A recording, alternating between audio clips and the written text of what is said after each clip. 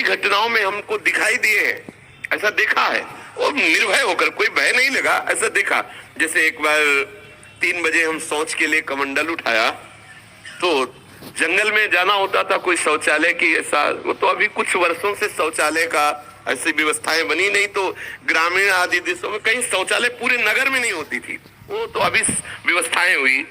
तो कमंडल लेकर शौच के लिए निकले तो देखा कि गांव के बाहर एक नववधु लोटा लिए शौच के लिए जा रही। तुम खड़े हो गए कि ये जिस दिशा को जाए उससे विपरीत दिशा में हम, वो खड़ी हो गई। फिर विचार किया कि हमें लगता है ये यहीं शौच में बैठना चाहती, तो हमने रफ्तार बढ़ाई। जब रफ्तार बढ़ाई तो देखा कुछ दूर आगे जा रही, तो लगा कि ये तो पीछे खड़ी थी, आगे।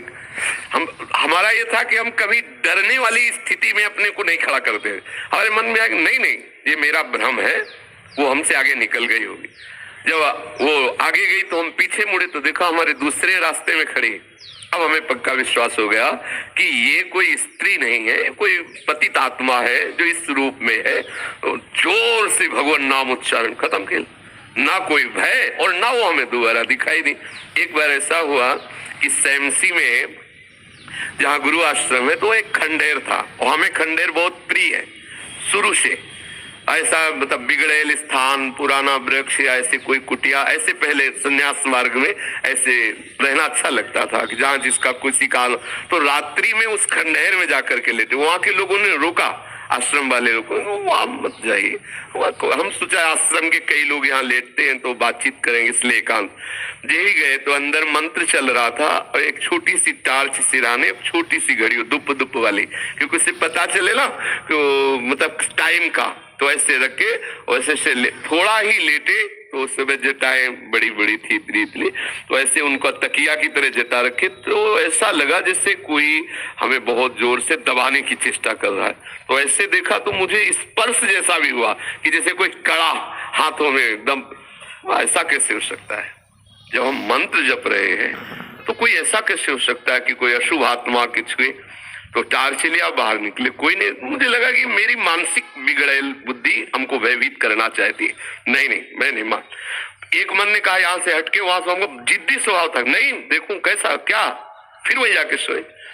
थोड़ी ही देर में फिर स्पष्ट अनुभव हुआ कि ऐसे, तब हम बैठ गए तत्काल मंत्र जपते हुए। फिर हम कहा अब यहाँ ठीक नहीं है, क्योंकि बार बार विक्षेप डालेगा। मंदिर में गए, उन लोगों से कहा, बोले अब जानते कि वहां है, आप क्यों गए ऐसा?